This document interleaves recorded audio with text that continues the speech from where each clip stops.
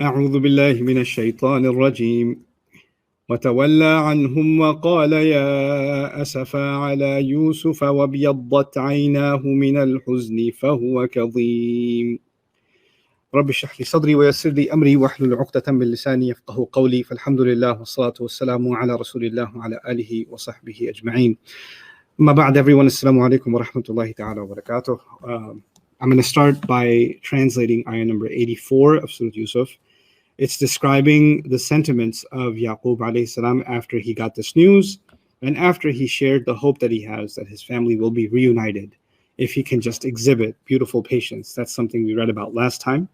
وَتَوَلَّى عَنْهُمْ, and he turned away from them, meaning his sons. So the scene is they're in the house, they've given him this news, they've had this exchange, and now he no longer wants to continue conversing with them, so he turns his back from them, and he's as if he's walking away.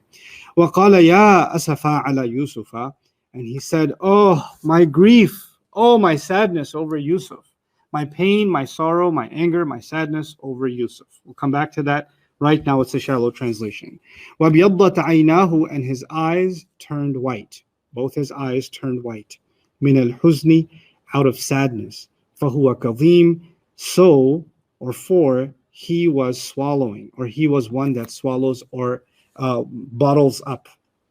So there's lots of ambiguous language here that if you translate literally, you get some sense of what's being said, but a lot of the power of what's being expressed needs some explanation in English. So I hope to accomplish some of that, inshallah, in today's conversation. The first thing that is worthy of notice is that Allah mentioned and saw it significant to mention that he turned away from them. And this is important because when you are overwhelmed in a conversation and you are hurt, then it is completely okay for you to turn away from those that you are not able to deal with in a reasonable way. And so he's no longer engaging his sons in conversation, even though moments later, the conversation is actually going to continue. Imam Fakhruddin al-Razi's opinion was actually that he got so upset with them that he turned away and he kind of went into a different room and he wasn't even talking to them anymore. But another plausible reading is they're having this conversation with him, they're in the same room, and he turns his back, and as he's walking away from them, he's expressing his own emotion. So he's not talking to them. He's almost a world in and of himself, talking to himself. Though they can hear him, but he's saying this to himself. So he's no longer engaged with them in conversation.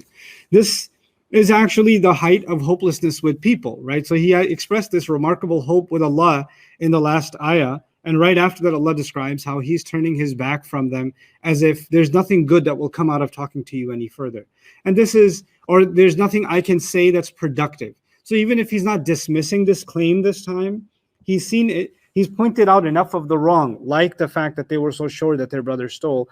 He's seen enough of the wrong that they do that he doesn't see a point in continuing conversation with them. This is a time that he needs to be alone. وَتَوَلَّى عَنْهُمْ. You know, and this is, there's no guilt in needing some time to yourself. There's no guilt in distancing yourself from a difficult situation and to just turn your back. And sometimes that is necessary. So, تَوَلَّى عَنْهُمْ.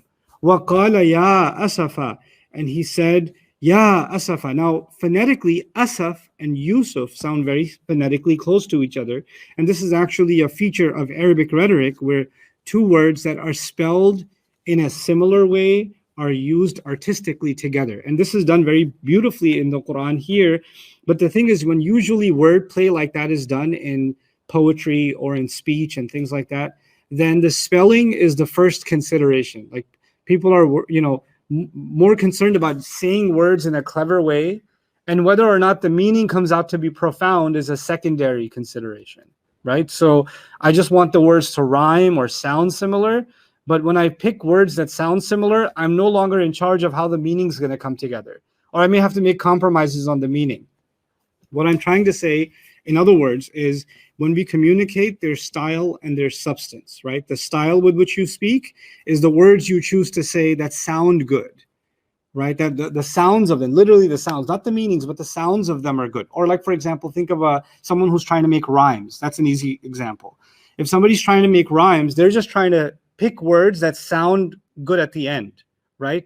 But when they pick the word that sounds like it rhymes with the last line, that word may not be the best meaning. Other words were closer to the intention of the meaning, but if they use that, it won't rhyme as well, right? So they compromise the meaning, so the rhyme scheme keeps going, right? Or they might even change their lyrics to fit the rhyme, and the meanings they wanted to say will get compromised altogether. So that's the way you would describe that in linguistics or in literary terms is they're more concerned with style and less concerned with substance. When somebody's writing an essay or they're writing a book or something like that, they're really concerned about the message they're going to communicate, right? So they may use difficult words sometimes or have super long sentences to get an idea across because they're overly concerned with substance and they're not as concerned with what? Style. So in communication, those are two things, style and substance. And actually, effective communication marries the two of them together. Somebody with an effective communication style or an artistic communication style is compelling. You want to listen to them. You want to hear what they have to say. They captivate you. And if they're able to combine both of those elements, that's a very powerful, communication ability. What the Quran does here in Ya Asafa ala Yusuf, sadness, oh my sadness over Yusuf. The word sadness, not in English, but in Arabic, sounds almost like Yusuf. So Asafa, Yusuf. Those two words stylistically have been brought together. And that's really remarkable because this entire story is about Yusuf's sadness. And this is the entire story about Yusuf's sadness in his own life and sadness over Yusuf in the life of Yaqub alayhi salam. And so those two words have been fused together in this remarkable way.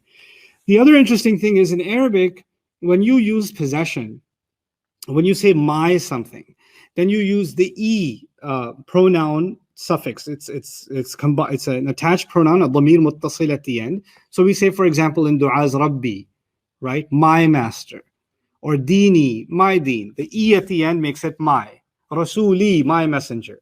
Simple Arabic, right? The e at the end. But in a very hyperbolized, very extreme case, you don't use the e at the end to express my. You use a. So he doesn't say ya asafi. He actually says ya asafa, which is a very hyperbolized. Hyperbole, if it's a big word for you, that's okay. I'll make it simple. Hyperbole means an extreme way of communicating something. Like if you're saying something that's not normal, it's not like, said in a normal tone, there's an extreme emotion behind it. That form of speech is hyperbole. Okay. It's not the same as exaggeration. I wouldn't use the word exaggeration because exaggeration means it's no longer truthful. So when you say somebody's exaggerating, that means they're adding something to the truth that isn't true, that isn't accurate. So exaggeration is not, some people use this as the exaggerated expression. I don't call it exaggeration because in the Quran, there is no exaggeration. There is hyperbole though. There's an extreme form of expression. So Ya Asafa is him crying out in extreme pain. And this is someone who held in quite a bit. As we will see by the end of this ayah, فَهُوَ كَظِيمٌ, he kept a lid on his emotions for a long time. But this is a moment which the ayah began not by describing how patient he is. And by the way, we've already read Sabrun Jamil, right? So we have to combine all of this together and understand what's happening with this remarkable prophet in this moment. And that's being captured by Allah. Actually, I'll break some of the surprise to you. There's almost a riddle here in these two ayat. Why? Because in the previous ayah, we saw how he's going to hold on to this beautiful thing Allah has given, sabr. And we also saw that he has hope in Allah that his family will be reunited. So those two things were about optimism, being hopeful, and they were about being strong in your faith and relying on Allah. Innahu huwal alimul hakim, right? Now, when you have that on the one hand, and you use the word Jamil, and we talked about Jamil being, patience in which you don't cry out and you don't lose your composure, etc., etc. We talked about some of that stuff already. But in this next ayah, you seem to get this feeling that he's crying out. Oh, my sadness over Yusuf. And he's just crying. There's tears rolling down his eyes.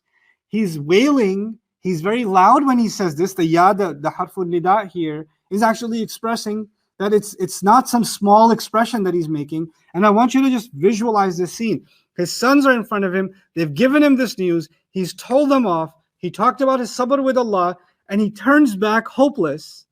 He's still devastated. He turns back and he cries out over Yusuf. And the first question that arises is, why is he crying over Yusuf? Yusuf isn't the one who just got lost. Binyamin got lost and another brother stayed behind in Egypt. How come he's not mentioning them? How come he's mentioning Yusuf alayhi salam? It's remarkable that even though the advent of modern psychology is maybe a little bit over a century old, our scholars, in the Islamic tradition, like Fakhruddin al-Razi and others, looked at this and tried to understand the psychological basis of what's happening here. And this had something that we nowadays call triggers. Like one traumatic event triggers a past, traumatic event. And it's as if you're reliving that event all over again. So he described it like this. And it's pretty amazing that he said this, because you would find somebody who studied therapy and who studied psychology extensively would probably say something very similar today. And this was said centuries ago in analyzing these ayat. He said, when you experience an extreme form of sadness that replicates, that makes you relive an older form of sadness, an older tragedy, then that tragedy comes back as if it has happened just now. So your trauma comes back and hits you, it triggers you as if you're reliving that moment all over again. And that's what's happened to him. He also said that when he lost Yusuf, Yusuf was from a different wife, right? From Rachel, according to the Bible. And Binyamin is from that same wife. So you can imagine they have similar features. So when he sees Binyamin, he sees a reflection of who in him all the time? Yusuf. Like he's got this grief of Yusuf. He can never forget Yusuf, but there's a glimpse of Yusuf still left in the home, which is who? Binyamin. And when even Binyamin is gone, then the glimpse of Yusuf is also gone. So he's reliving the loss of Yusuf all over again. And it's as if he's saying, one Yusuf was gone and I had another one. So he's actually combining the Binyamin and Yusuf and personifying them as one. The other remarkable thing about this phrase, and this is a style that's used in a couple of places in the Quran, Ya waylata, Ya asafa, this extended alif at the end. It's used almost to personify, and I realize I'm using big words today, but you guys got to get used to this. I'll make them simple, I promise. It's used to personify abstract ideas. Now let's put that in simple words. Sadness is an idea. Sadness is not a person, right? But when you say Ya asafa, oh, my sadness, as if you're calling it, like you call a person, like you call someone who came over. And as he's walking away from his sons, as if this companion of his that came to visit him at the time he lost Yusuf, that visitor of his, which is the sadness is like a person that came to visit him, has come to visit him again. That same visitor that came to me when I heard that Yusuf is gone or he's been killed by a wolf, that same terrible visitor that came and wouldn't leave me is here again. He's here haunting me again. Ya asafa ala Yusufa. So he personified that remarkable sadness that he felt in this phrase. So he says, Ya asafa Yusufa. And in this word, first, the questions that arise are very, very straightforward. Why is it that he doesn't have the fortitude, you could argue, and I'm playing devil's advocate right now, why doesn't he have the fortitude to stand his ground and talk to his sons? He's walking away. How is that sabr? Sabr means persevere. Why isn't he persevering and standing there? And then sabr means that you trust Allah will take care. Everything will turn out beautifully. We saw that in the last session. So why is he so sad? If he's already relied on Allah and he's hopeful with Allah, how can you be hopeful with Allah about everything's gonna be okay? And then he's crying and wailing in this extreme way at the same time. How can both of these things coexist? This is the Quran's beautiful, remarkable way of teaching humanity, teaching a believer the balance between our spiritual needs and our spiritual life and our emotional needs and our emotional life. And those are two very distinct things that happen inside of us. I have a need to connect to Allah to cope with whatever I'm going through. There's a spiritual part of us that is necessary to deal with life's struggles. It's absolutely necessary. And that's inside Sabrun Jameel. And that's inside his optimism that hopefully Allah will make everything work out. And I will rely on Allah's knowledge and Allah's wisdom. That's a spiritual need. If that isn't there, we would have a devastated life. Like that, just like food is a need, drink is a need, just like these things are needs, the Quran is actually teaching us this side of spirituality to deal with difficult circumstances, to find Allah in those moments, and to find your ability to have sabr rooted in your faith in Allah, is actually a need. And without that need, you would find yourself in devastation. There would be nothing beautiful left. So at least you have sabr jameel. But even though your spiritual life, your life as a believer, helps you, not drown in that situation, that still doesn't mean you're out of the storm. That still doesn't mean your emotions are all dealt with, like your sadness and your anger and your frustration and your remorse over what's happened, or the trauma that keeps coming back and gets re-triggered, that all of that has now disappeared because you have iman or because you have sabr jameel. No, those two can coexist. Another remarkable way to look at it, it's really profound, is a believer has optimistic hope in the future, right? Which is what's illustrated in the previous ayah. But at the very same time, it doesn't mean that the scars of the past disappeared. You see? And the scars of the past do not allow you to become hopeless in the future. For a lot of people, the scars of the past make them hopeless in the future. No, you can hold on to your scars in the past. Maybe they're not letting you go. Like this visitor that comes and visits him. This is a scar from the past, isn't it? But that scar from the past is not making him hopeless in the future. So you've got two extremes. You've got people that don't want to think about their past, or want to let go of their past, or run from their past. Well, the thing about the past is, like an injury, something will trigger that muscle. Maybe you moved in the wrong way, and that muscle that was always injured is going to pinch you all of a sudden again, isn't it? You're human. So no matter how much you avoid it, eventually you might have to face that emotion that's been repressed for so long.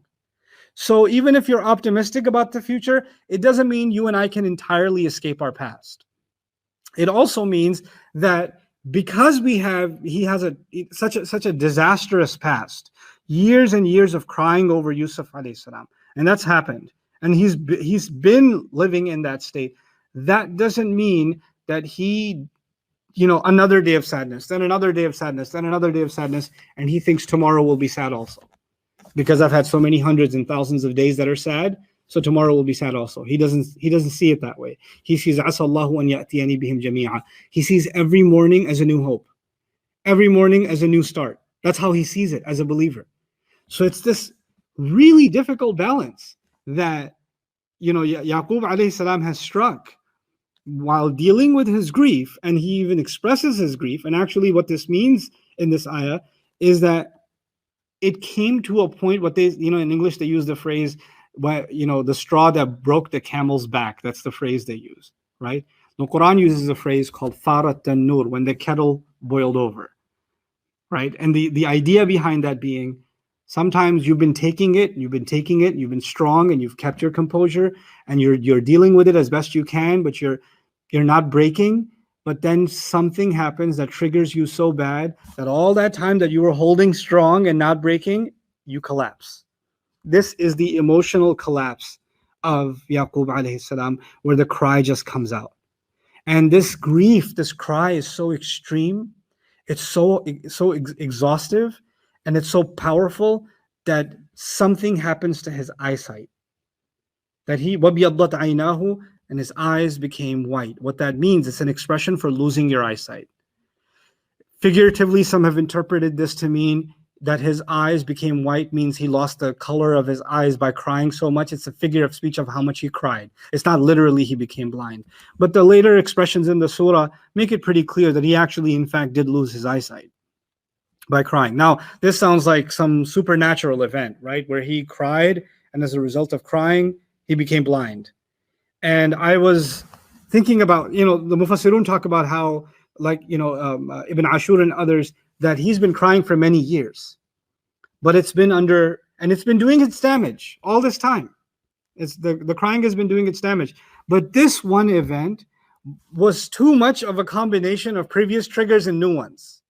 And the grief was so much that it physically impacted him and he lost his eyesight. Now, you would think, well, from a medical point of view, that doesn't make any sense. And, how does somebody cry and lose their eyesight? That's a bit extreme, or it's hard to believe, etc. And, because now we have modern scientific sensibilities, so we think these things are less believable because These are, I mean, I've never heard of anybody crying so much that they went blind and things like that.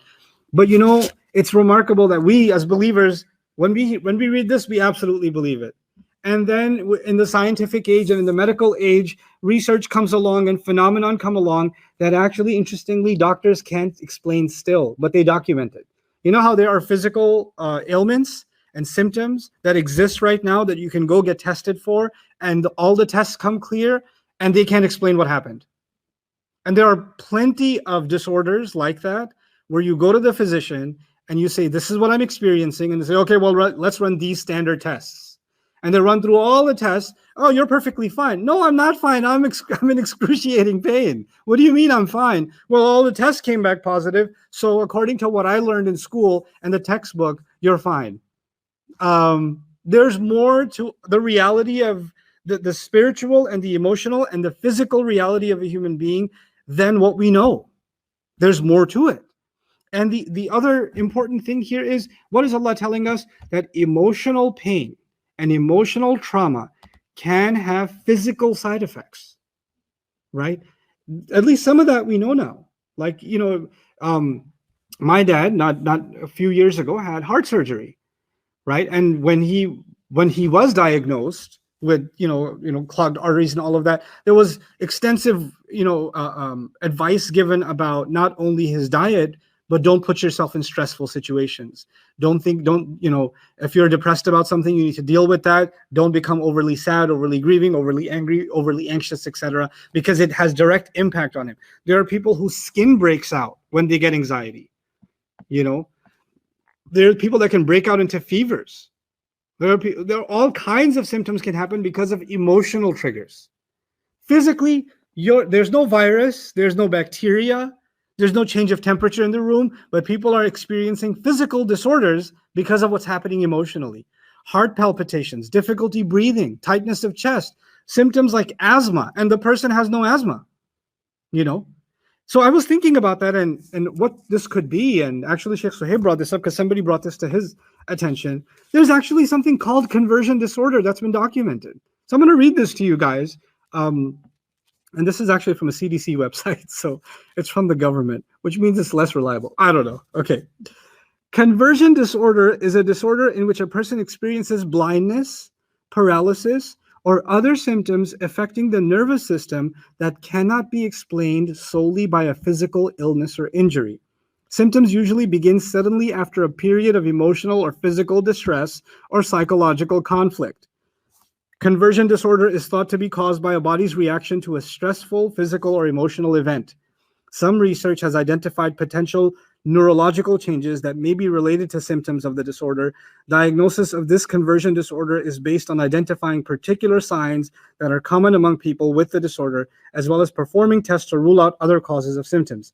Treatment may include psychotherapy, hypnosis, stress management training, stress management training to help reduce symptoms. Treatment of any underlying psychological disorder is also recommended. The affected body part may require physical or occupational therapy until the symptoms resolve. So if the trauma is resolved, then the symptoms are resolved. So if the stress is gone, then the eyesight will come back. It's not a permanent disorder. What's going to happen in the story? When he feels the shirt, and he can feel the scent of his son, Yusuf, that he used to hug all the time. The stress is gone, and the eyesight's going to come back. Isn't that something incredible?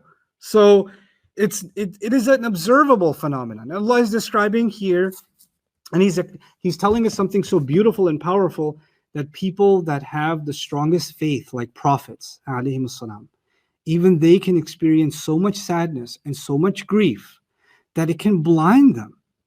It can literally impair them physically. They can be that traumatized. Our faith does not make us immune to sadness. It doesn't. You'll still experience it. I will still experience it. Then what's the point of having iman and what's the point of having sabr? Well, the point of having iman and sabr is, as overwhelming as those situations will be, you'll be able to navigate through them. It won't get rid of the pain, but you'll be able to pass through it. The journey won't be, it won't be impossible. It'll still be difficult.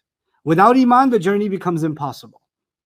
But with Iman, the journey it stays difficult, but at least you can pass through it. Allah does not, and after that difficulty, Allah will bring ease, and that's our hope in Allah Azza wa Jal anyway.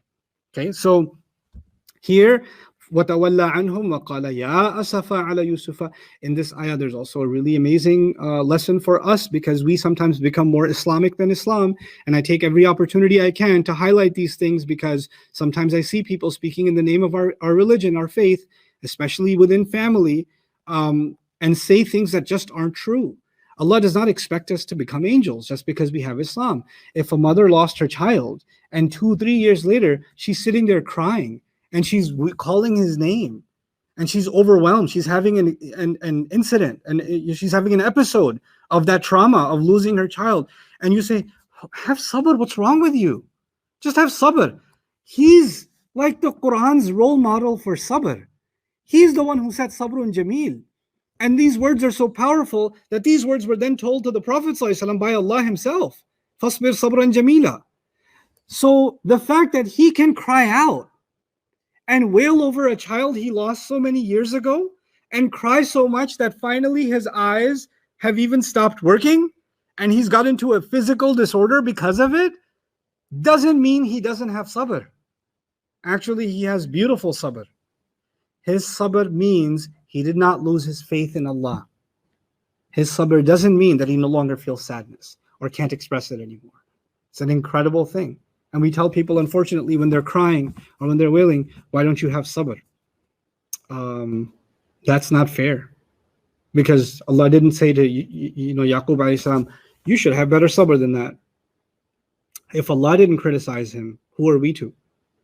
If Allah acknowledged his pain like he did in an ayah of the Quran, like Allah acknowledges our emotional suffering in the Quran.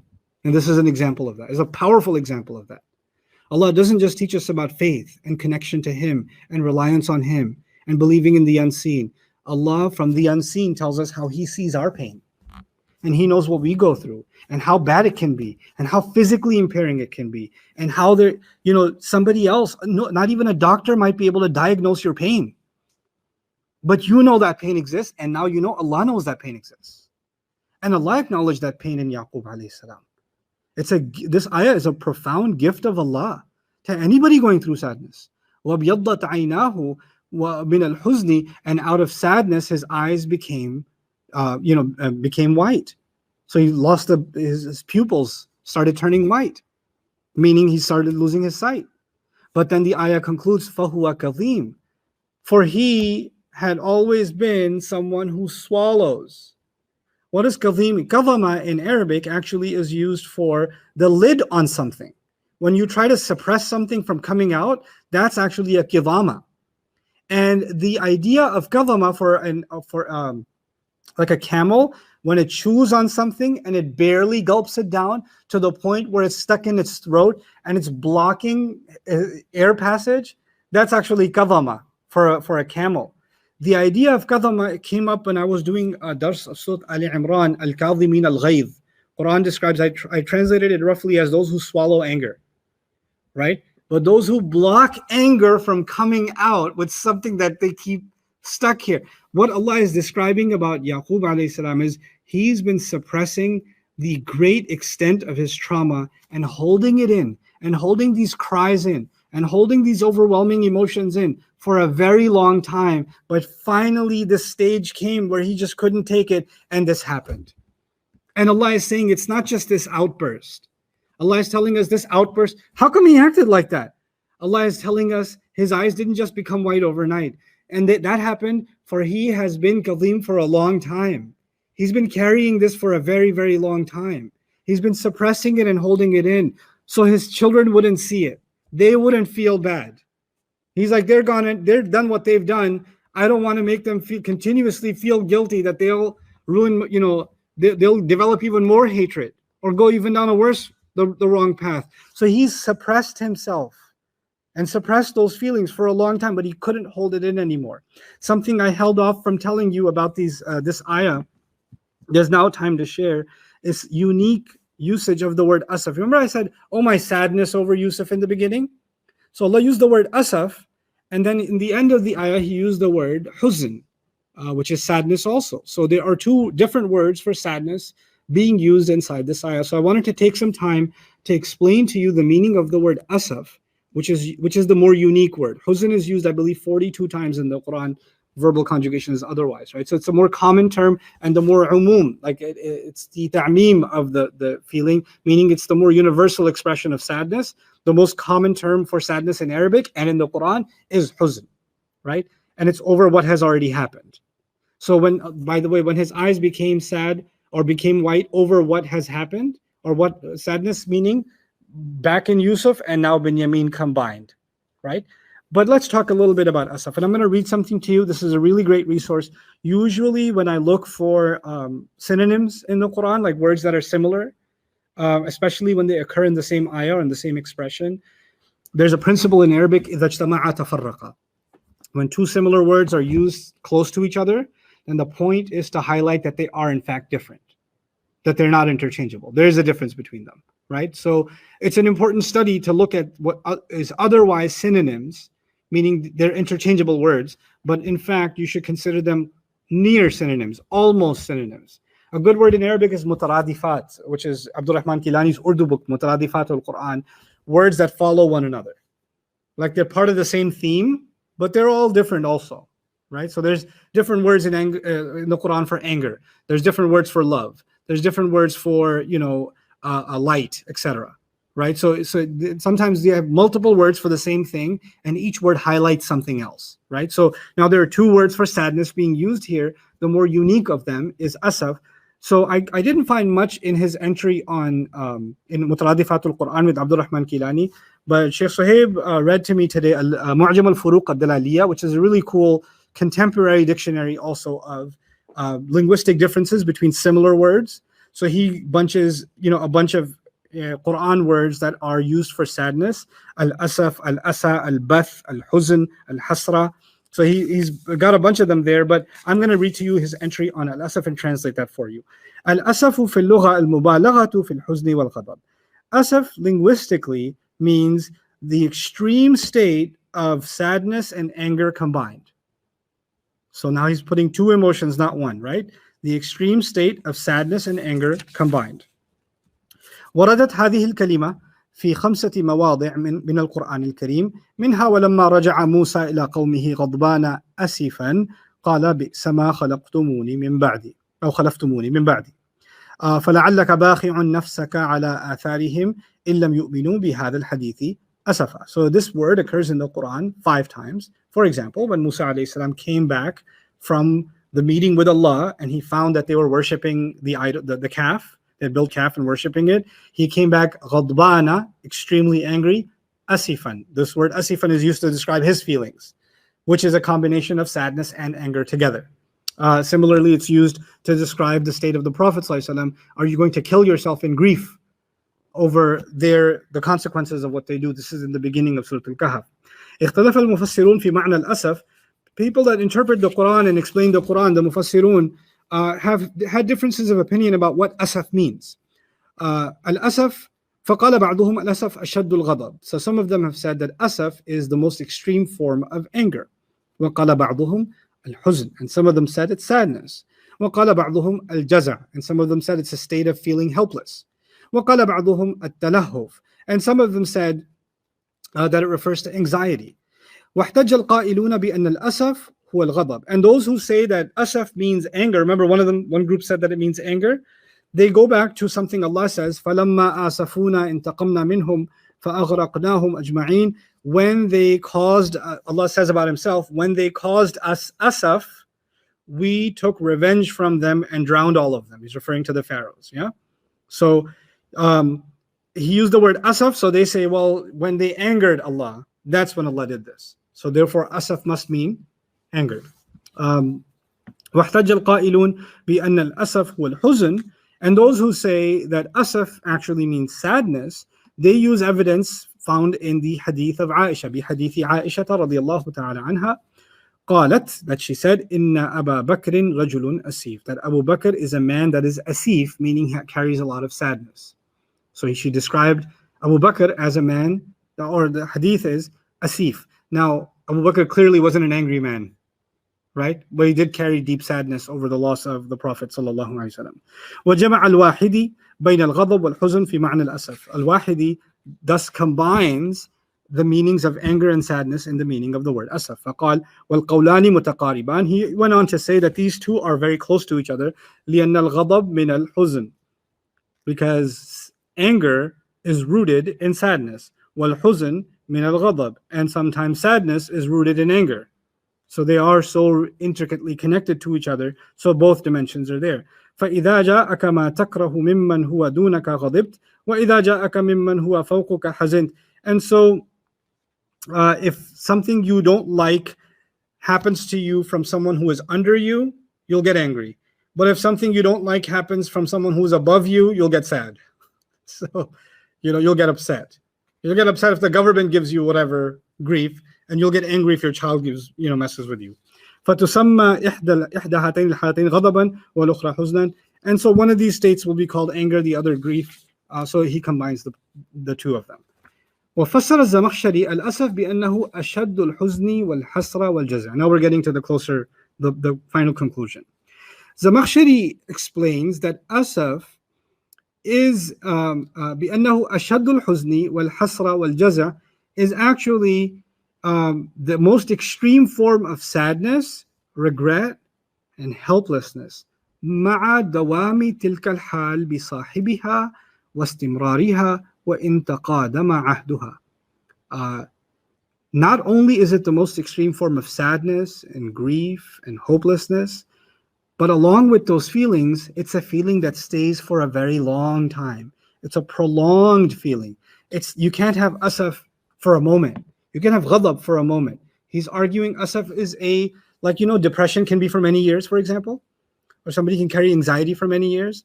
It almost becomes a psychological state.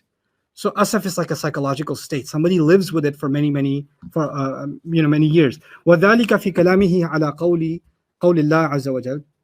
And he uses this ayah that we're studying as evidence, because he called asaf, and then Allah described he's been swallowing for a long time. He's been bottling it down for a long time. So he actually uses this ayah as evidence to what he's saying.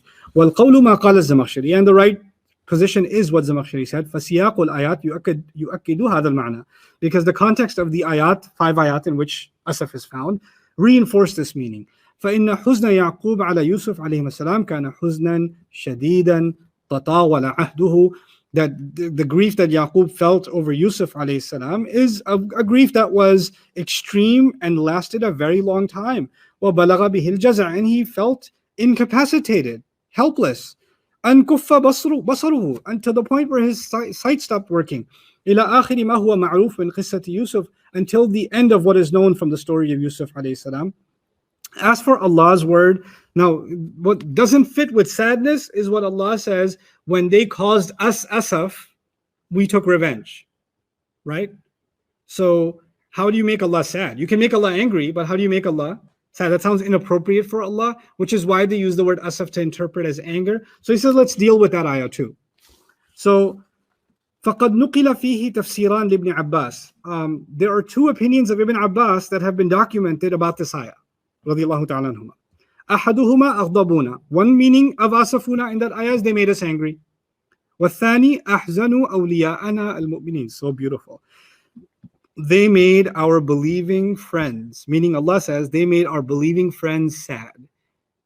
And Allah Azza wa Jal feels for his believers. So when they made us sad, Allah is not telling us that he made Allah sad. He's saying he made Allah's believers sad. They made Allah's believers sad. They upset Allah's believers. أَسَفُ أَوْلِيَاءَنَا الْمُؤْمِنِينَ.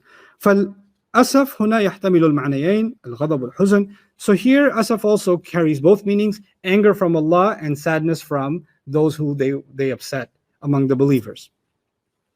وَلِذَلِكَ يُمْكِنُنَا أَن نَقُولَ. And that's why we can say إِنَّ الْأَسَفِ فِي الْقُرْآنِ الْكَرِيمِ يَجْمَعُ بَيْنَ عِدَّةِ مَعَانٍ. That the word asaf in the Quran, the noble Quran, combines a number of themes: al-huzn, sadness, wal-ghadab, anger, wal-jaza', helplessness, wa-dawamu hadhihi al-hala wa shiddatuha, and 2 more things. So sadness, anger, helplessness, and the fact that all of these 3 would last for a very long time and they would be very extreme. Now this is important because When you feel something for a long time, you get used to it, right? If you're dealing with pain for a long time, there's something called pain management. You just kind of you develop a deeper threshold. If you've had a toothache for a few months, it kind of becomes a little more bearable to deal with, right?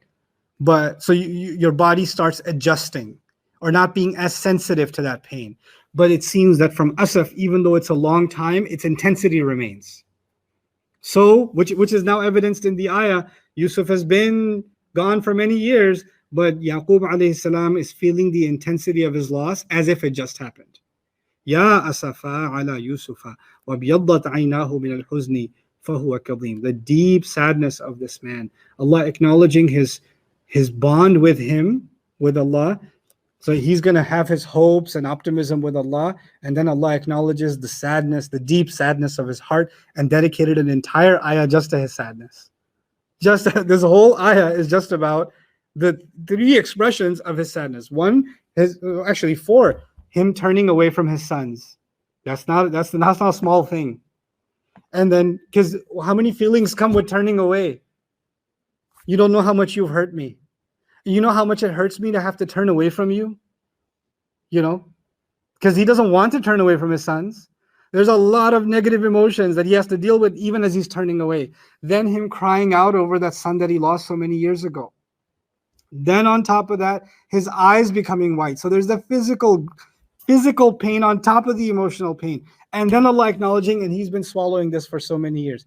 Like one dimension after another, after another, after another, of the state of Yaqub alayhi salam's sadness, and an entire ayah dedicated to that is a profound thing to me. Like if this ayah wasn't even mentioned by Allah and you kept on with the story, you wouldn't have noticed that it's something missing. Like this is not a pivotal part of the storytelling. Like, oh, let's just only mention the things that will move the story forward. This doesn't move the story forward. There are so many other details that Allah decided to skip. And here's a detail Allah decided to emphasize. All to teach us the power, the debilitating power of sadness, and how a believer must learn to balance that with their faith in Allah. So the faith will remain beautiful while the ugliness of sadness is being dealt with. Barakallahu li wa lakum fil Qur'an al-Hakim wa nafa'ani wa iyyakum bil ayati wa dhikr al-Hakim. Assalamu alaikum wa rahmatullahi.